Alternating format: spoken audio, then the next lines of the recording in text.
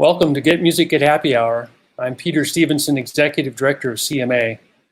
Every Friday at 6 p.m. Central Time, we're bringing you great live music from the homes and studios of musicians from across the country. These concerts are our way of supporting artists in a difficult time and giving live music lovers like yourselves something to look forward to every week. Tonight's concert features the cello and guitar duo Boyd Meets Girl. Our format this week is a little different, as you might notice, because Rupert Boyd, the Boyd who plays guitar, and Laura Metcalf, the girl who plays cello, have a toddler, Milo. And toddlers have a way of running about, making noise, and otherwise demanding their parents' attention at the most inconvenient times.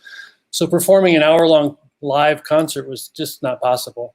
Instead, Rupert and Laura pre-recorded their concert in 3 different segments. But Laura and Rupert will join us tonight in a few moments. They'll be with us throughout the concert to talk about the music they've chosen, their inspirations and their collaborations.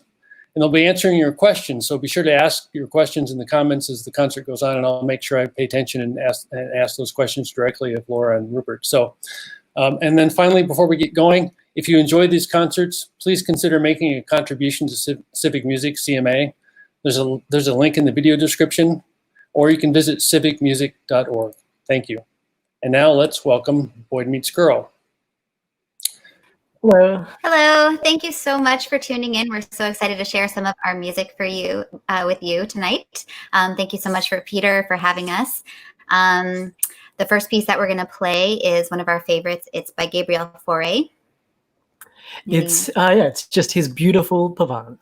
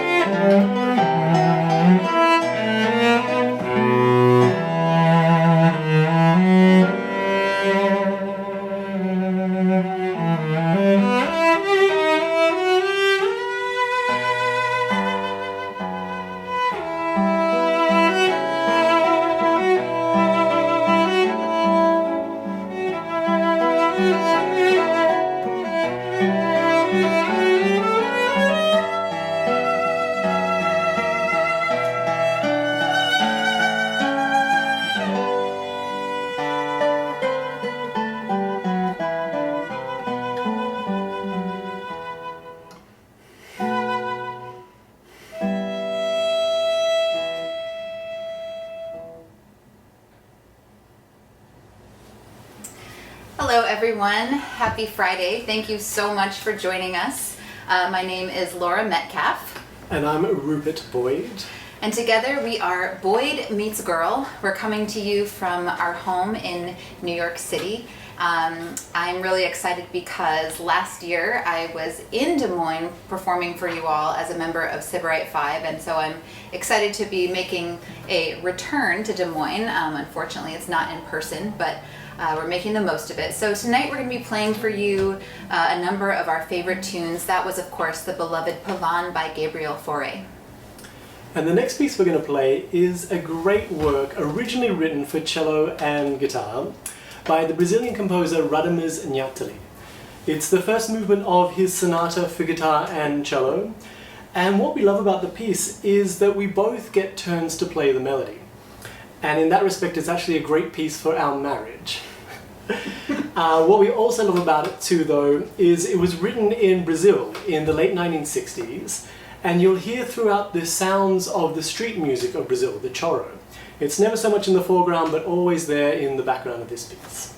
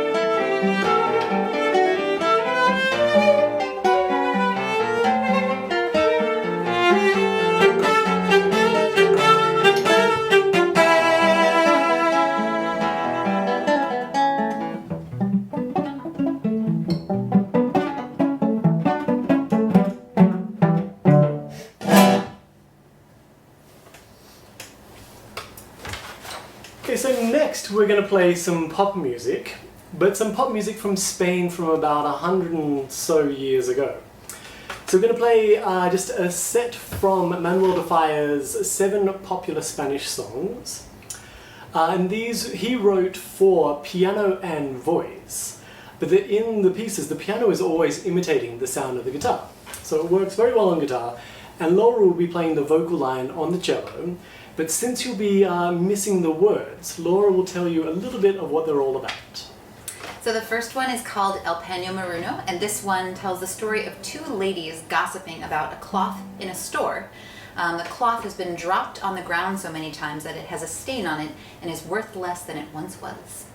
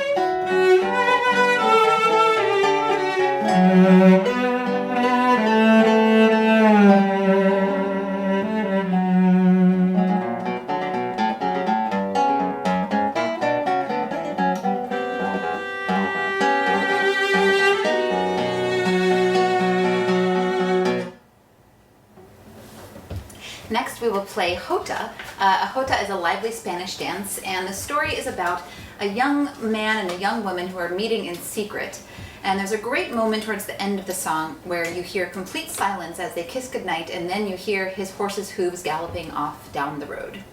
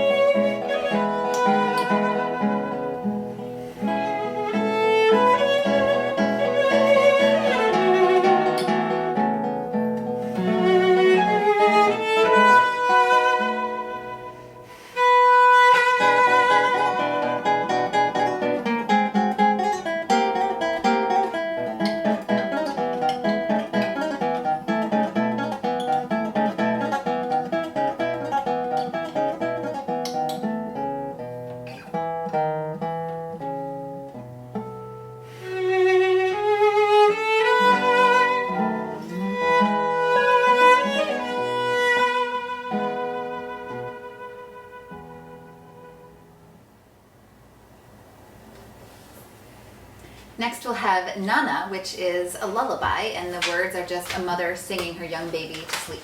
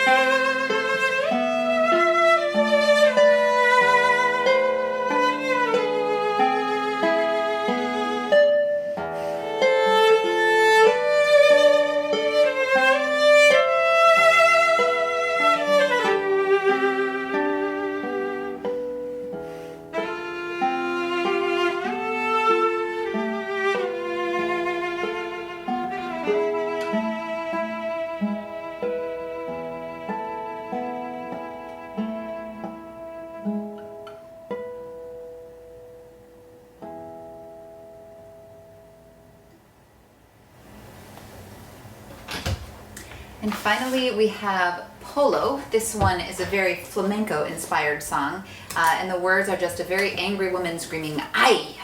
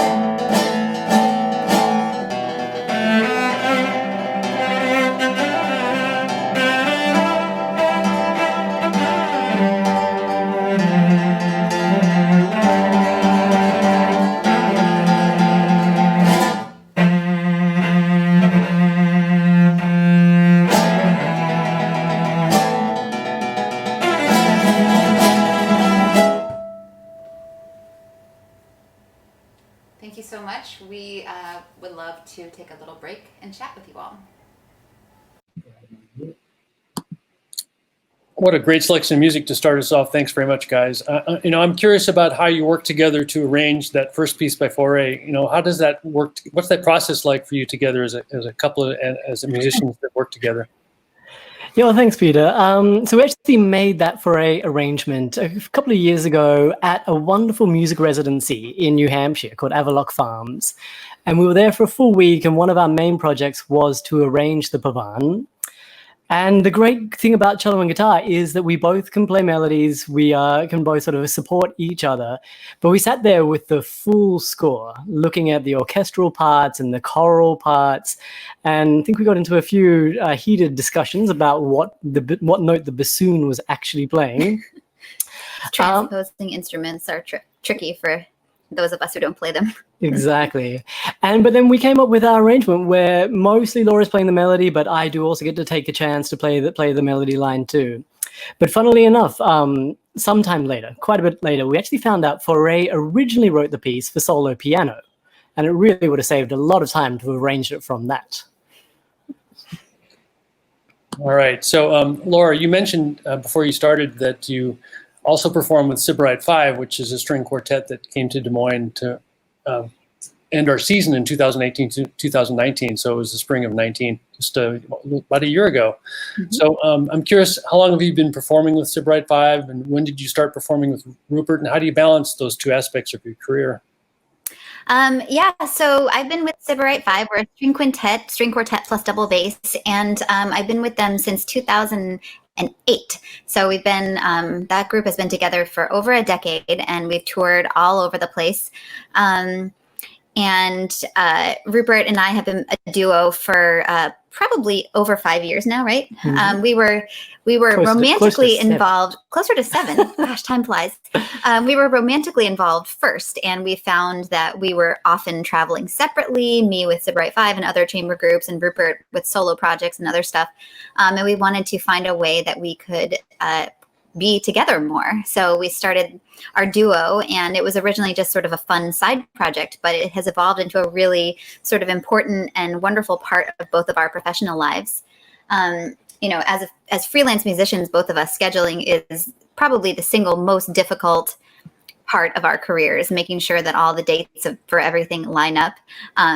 It's a very complicated process. Sybarite 5 has a management team, and we as a duo also have a manager. So there's a lot of people involved, a lot of Google calendars, a lot of emails, but somehow we managed to make it work.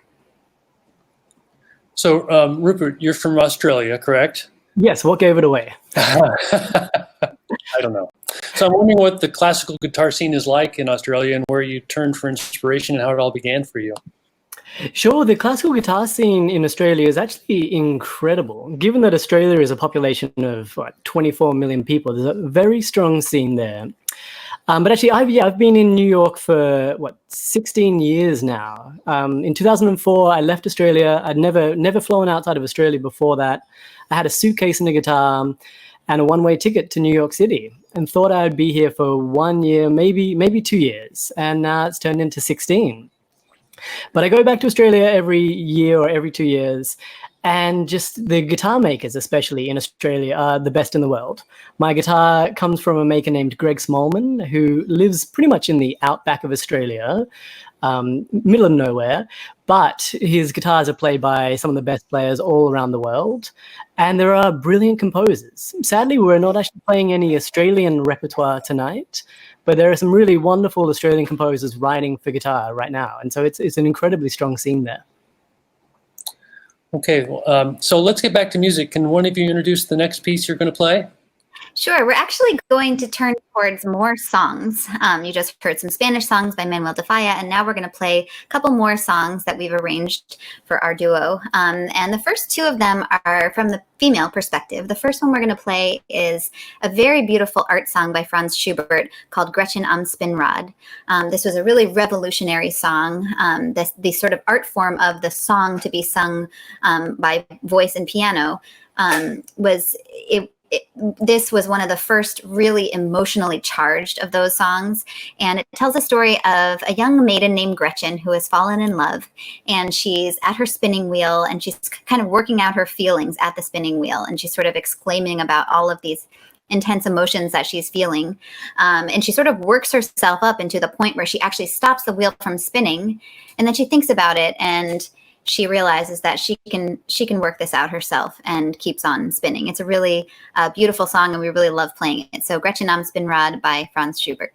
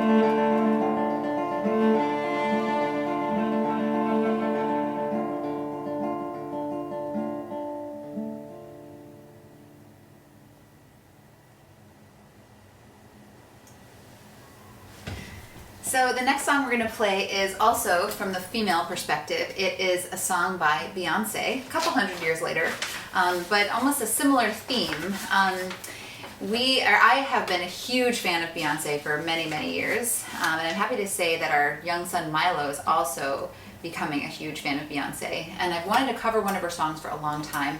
But it took us a while to find the right one, and we settled on Pray You Catch Me from her album Lemonade. It's a really beautiful song. It's about sort of suspicion. She's suspicious that her husband is being unfaithful, and there's a lot of sort of whispering around corners. It's a sort of angsty song, but really, really beautiful, and we've kind of just reimagined it into a work of chamber music. So if you're not familiar with the song, or if you are, we hope you enjoy our rendition of Beyonce's Pray You Catch Me.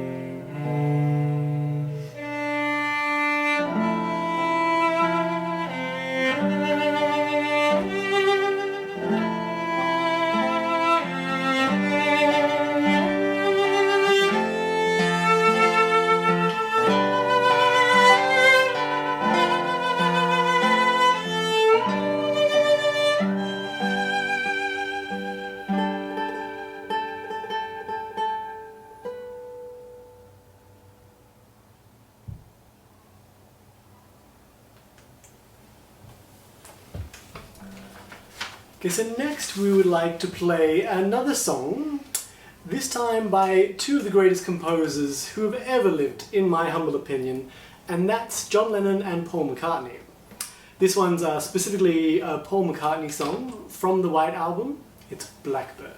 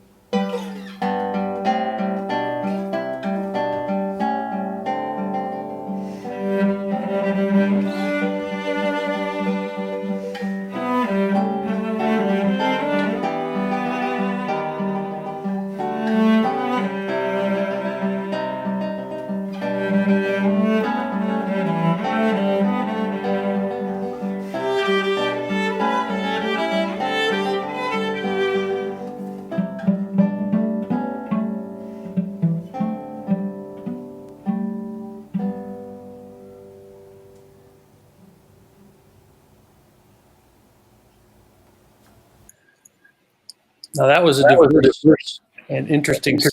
Thanks, guys, very much. That was beautiful. So lots to talk about, but I'm going to focus on Blackbird, one of my favorite songs and the favorite of so many people. That McCartney tune has been performed by so many classical and jazz musicians.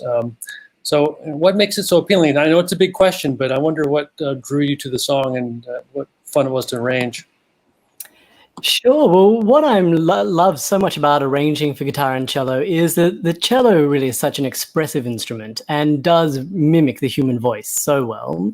And so that paired with an instrument like the guitar, it's just, we feel that we can arrange anything almost, if it's not nailed down, that is. But then specifically with the Beatles, I'm a huge Beatles fan, so is Laura. But interestingly, Blackbird has a classical guitar connection. There's a story that apparently John and Paul were sitting around flicking through Teach Yourself to Play the Spanish Guitar book, and they came across a piece by J.S. Bach. It's a bourrée in E minor that any sort of serious students of the guitar who got like 2 or 3 years into playing would have known. And apparently Paul took that piece home and sat there like all night long trying to play it, and then came up with Blackbird because it uses the same sort of right hand technique and sort of finger picking pattern. So I'm going to ask a question about the Beyonce. Same question. What was that like to arrange, and to what drew you to that song, and what was it like to work with? Well, we had been wanting to arrange a Beyonce song for a long time. I'm a huge fan of hers, and I managed to convince Rupert to get on board.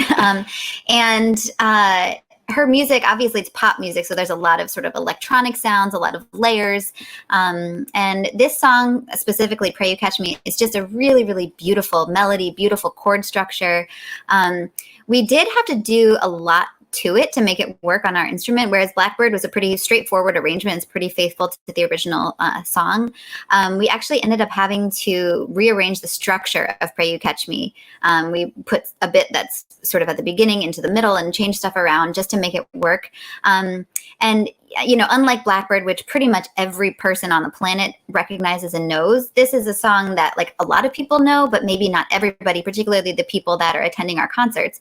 So we wanted to take the song and create it, sort of turn it into a work of chamber music and, you know, make it so that even if you didn't know the song or you didn't already love the song, you would be able to enjoy it. So we hope that that's what we've done.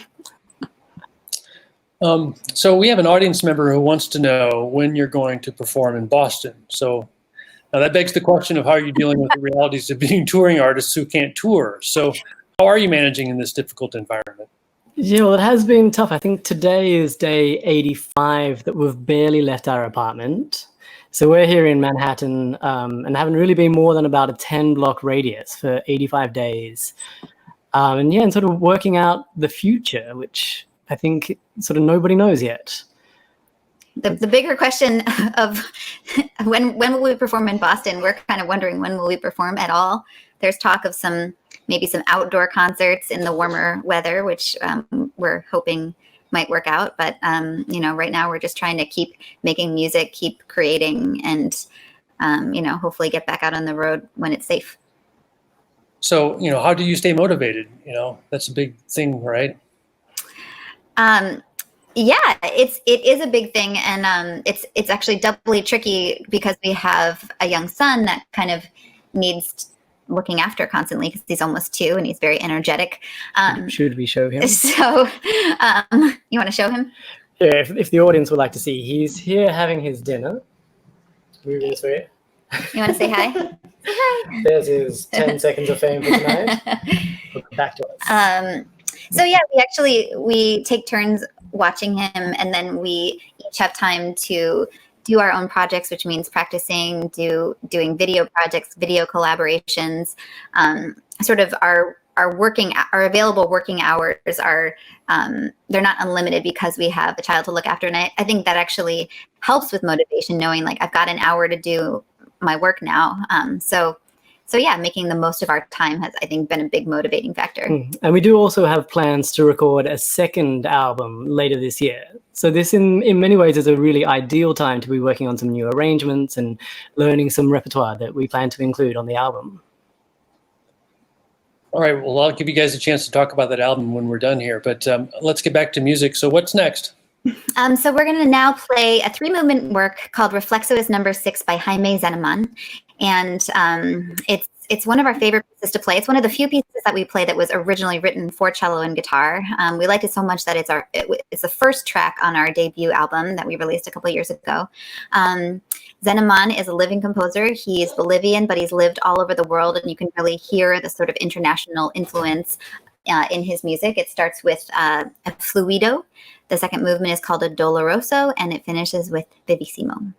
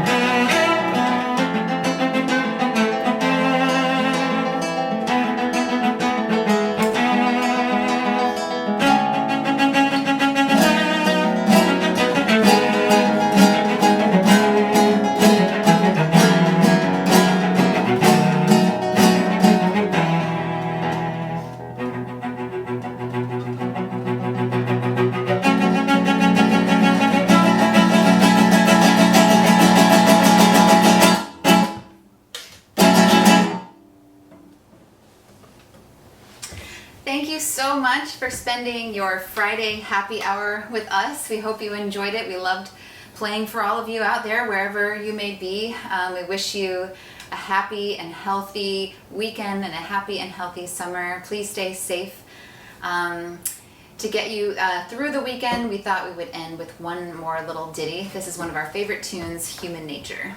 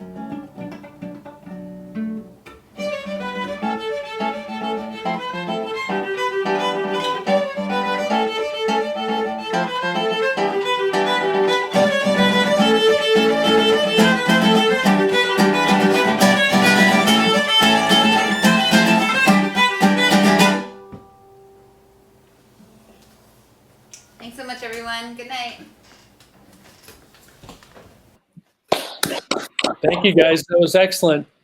So someone watching on YouTube commented on how beautiful the cello and guitar sound together. So that's a big question again, but why do you think that is? They're obviously the two best instruments, right? But for me, at least from a very personal point of view, the great thing about playing with a cellist is that I'm not relegated to only playing the accompaniment. Whereas when guitar plays with flute, guitar is always just in the background. But with cello, there's just a little more interplay that can happen between the two. And they really are, they're my two favorite instruments. So I think they're very, very soulful instruments that can work really well together. So were you inspired by any particular cello guitar duo or recording when you started playing together? You know, not so much. So as Laura mentioned, we started to play together as a chance to spend more time with each other because we were both so often on the road. And at that stage, we really tried to find repertoire. And there is a fair amount written for cello and guitar, but not nearly as much as all other combinations of guitar and other instruments. So it really was a matter of like trawling what existed. And at that time, there weren't all that many sort of really established cello and guitar ensembles. There's becoming a few more nowadays. But yeah, we sort of had to sort of start almost from scratch, working out what we wanted to play and what was out there and how to go about it. And it's nice too because there's so little written for this instrumentation, we can kind of just decide to play whatever we like and whatever we feel like playing. So it's kind of a blank slate. All right, well, this has been great. So thanks to Milo for behaving so well. I'm glad he enjoyed his dinner. And thanks for joining us live and sharing a bit about your careers and the music that you played tonight. So I want you to tell me a little bit more about this upcoming album.